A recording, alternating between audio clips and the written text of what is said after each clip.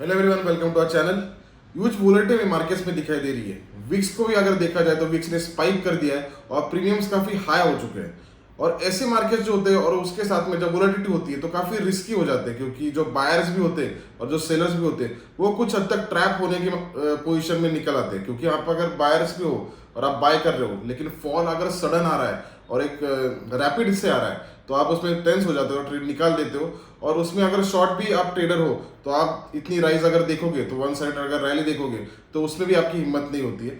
तो ऐसे मार्केट्स काफ़ी रिस्की हो जाते हैं और आगे ये ऐसे ही चलते रहेंगे, या फिर आगे जो न्यूज़ आने वाली है या फिर जून 8 को जो ओथ होने वाला है उसका इम्पैक्ट मार्केट्स पर कैसे रहेगा, वो सारी चीज़ों का हम इस वीडियो में डिस्कस करेंगे।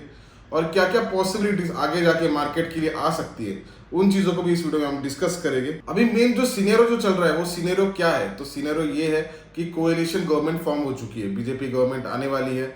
अभी मार्केट ने जो डिस्काउंट किया था, सबसे पहले मार्केट ने जो रैली पकड़ी थी वो इसके कारण पकड़ी थी क्योंकि उनको लग रहा था कि शायद बीजेपी मेजोरिटी में आए, कोएलिशन में नहीं लेकिन बीजेपी अकेली काफी मेजोरिटी में आएगी।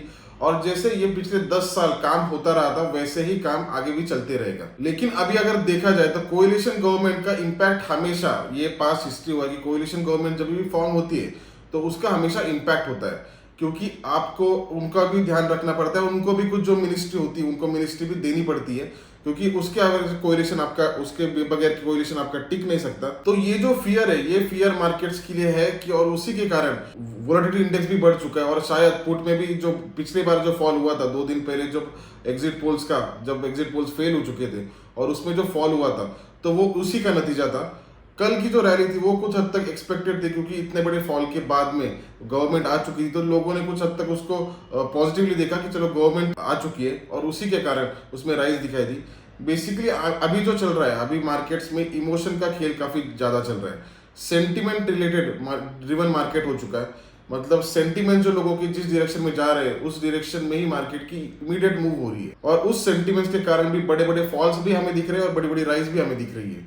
लेकिन अभी अगर देखा जाए तो अभी कोएलिशन गवर्नमेंट भी रहेगी तो एक मार्केट ने सोच के रखा है कि पिछले बार जैसा गवर्नमेंट काम नहीं कर पाएगी, या फिर कुछ हद तक उसका उतना इम्पैक्ट शायद इस बार ना हो, और उसी के कारण ये उसको भी मुझे ऐसे लगता है कि मार्केट आगे जाके डिस्काउंट कर सकती है। और अभी इन चीजों का इम्पैक्ट आगे आने वाले कामों में कैसे होगा वो शायद बजट में ही हमें पूरी तरह से पता चल जाएगा कि बजट में किस तरीके से एक आइडिया आ जाएगी कि कैसे काम चलेगा आगे और कैसे पॉलिसीज रहेगी, कैसे रिफॉर्म्स रहेगी, उस सारे बजट में हमें पता चलेंगे। लेकिन तब तक मुझे ऐसे लगता है कि कुछ हद तक वोलेटिलिटी में मार्केट्स में ऐसे ही दिख सकती है। और एक्चुअल जो मार्केट की मूव जो दिखेगी वो इसके बाद में दिखेगी, ओथ होने के बाद में, जब प्राइम मिनिस्टर का ओथ हो जाएगा और उसके 2-4 दिन बाद या फिर उस वीक बाद हमें एक्चुअल मार्केट की मूव पता चलेगी। और वो मूव जो रहेगी वो बजट तक रहेगी, और एक्चुअल उसमें डायरेक्शनल जो मूव रहेगी लॉन्ग टर्म के लिए, वो लॉन्ग टर्म वाली जो मूव रहेगी वो बजट के बाद में हमें पता चलेगी कि एग्जैक्टली किस डायरेक्शन में मार्केट रह सकता है।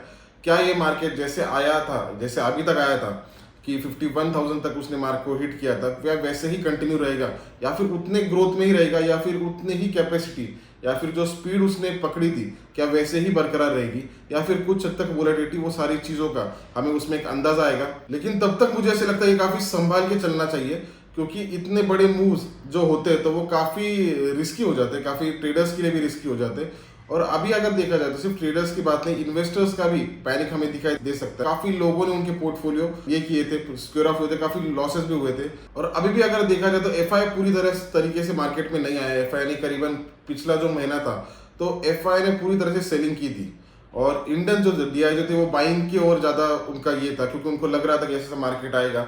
लेकिन अगर इसमें सोचने वाली बात यह है कि शायद जो एफआई ने जो अंदाजा लगाया था वो पूरी तरह से सही था। उनको ये अंदाजा था कि शायद इतने सीट ना आए, और उसी कारण ये अनसर्टेनिटी रह सकती है, और उसी के कारण उन्होंने फंड्स विड्रॉ कर दिए थे या फिर सेलिंग में आ गई थी एफआई। क्योंकि एफआई का ऐसा होता है कि उनको अनसर्टेनिटी जो होती है किसी मार्केट में तो वो उनको पसंद नहीं होती है। उनको ऐसा नहीं चाहिए कि बड़े बड़े मूव्स कैप्चर करने या 10% 20% के, उनको ग्रेजुअल रिटर्न्स देने और उनको ग्रेजुअल रिटर्न्स ही कमाने। तो उनके लिए ऐसा नहीं है कि आज अगर ये मूव अगर राइट होगी तो इतना पोटेंशियल या फिर इतनी राइज हमारे पोर्टफोलियो में हो जाएगी। वो अगर वो देखते तो वो ये भी देखते कि अगर ये हमारा डिसीजन कुछ अगर चूकता है तो उसमें फॉल भी हो सकता है, और फिर उसको रिकवर करते करते 1 साल लग जाता है।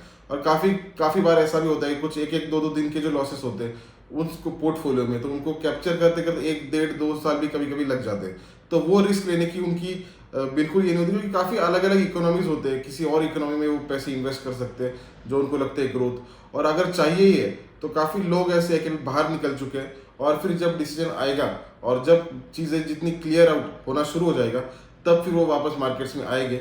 और मुझे ऐसा लगता है कि एफआईएस की बाइंग पर हमारा ध्यान रहना चाहिए कि एफआईएस कब अभी वापस डिप्लॉयमेंट मार्केट्स में शुरू कर रहे हैं। तब तक कुछ हद तक रिस्क, मुझे लगता है कि रिस्की मार्केट्स रहेंगे, और उस तरीके से आपकी रिस्क भी आप कैलकुलेट करके ही चलिए। और अगर आप ट्रेडिंग अवॉइड भी करते हो तो भी उसमें कुछ दिक्कत नहीं है, कुछ दिन के लिए आप वो भी कर सकते हो, बाद में फिर वापस मार्केट जो है, मार्केट्स हमेशा ऐसे नहीं रहने वाले, वापस उनके ओरिजिनल स्टेट में आ जाएगी, फिर वापस से वो टाइम और वापस वही प्रीमियम रहेगा, और उसके बाद में फिर वापस आपके हिसाब से आप ट्रेडिंग करना शुरू कर सकते हो। तो ये सारी चीज़ें हैं मेरी मार्केट के अपडेट्स के बारे में। और अन्य भी जो अपडेट्स आते हो, हमारा जो फ्री टेलीग्राम चैनल है उसकी लिंक इस डिस्क्रिप्शन में दी गई है, आप उसको फॉलो कर सकते हो। उसमें मैं सारी चीज़ें अपडेट करते रहता हूँ। और आई होप ये वीडियो आपके लिए बेनिफिशियल रहे और इससे आपको ट्रेडिंग के लिए फ़ायदा हो और आने वाले दिन आपके लिए अच्छे रहे। धन्यवाद।